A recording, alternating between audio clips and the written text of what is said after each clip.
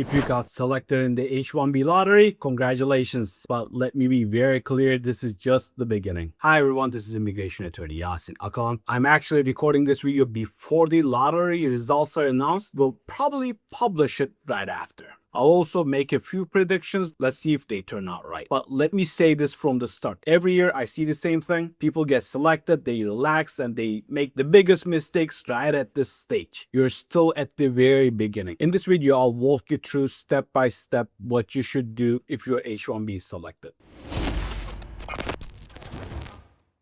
Let's start with something quick. If you're watching this, you probably already know this, but let me clarify. The H-1B lottery is no longer fully random. Now we have wage levels in the system, which means the higher salary, the higher the chances of selection. But that doesn't mean everyone with a high salary gets picked. There's still a randomness factor, but it's no longer purely random like before. This year might be different. What we are seeing is this. Companies are becoming hesitant to file H-1B petitions. And the reasons are pretty clear: uncertainty, request for evidence risks, and especially the $100 fee discussion. Let me be honest, a lot of companies are now asking, is this even worth it? My prediction is we might see fewer applications this year compared to previous years. Let's see if that turns out to be true. Let's be very clear about this. Getting selected in the H-1B lottery does not mean your visa is approved. All it means is you now have the right to file the petition. That's it. Now the real process begins. The petition will be prepared, it will be filed with USCIS, and USCIS will review everything in detail. And yes,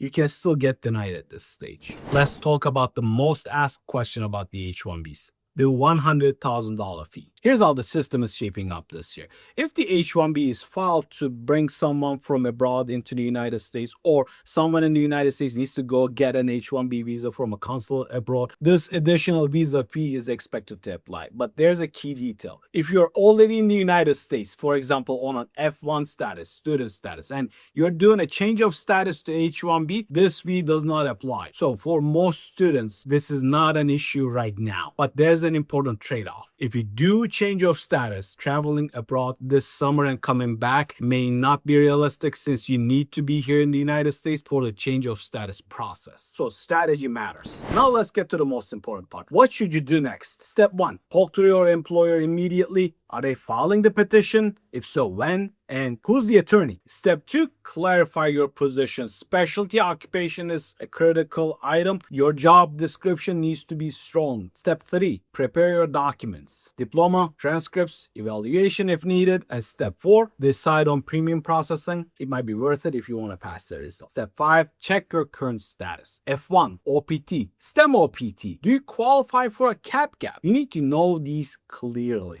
Let me tell you the most common mistakes. Thinking I got selected, I'm good. Submitting a weak petition. Waiting until the last minute. Let me be very direct. If the case is not prepared properly, you can get denied even if you were selected in the lottery. So summarize, getting selected in the H-1B lottery is great news. Congratulations. But it's just the beginning. What really matters is how the case is prepared and how the process is managed. If you don't handle this correctly, you can lose this opportunity. And if you've been selected and you're not sure how to move forward, feel free to reach out to us. And if you know someone who got selected, share this video with them. If you found this video helpful, don't forget to like, share, and subscribe. Thank you so much for watching. I'll see you in the next video.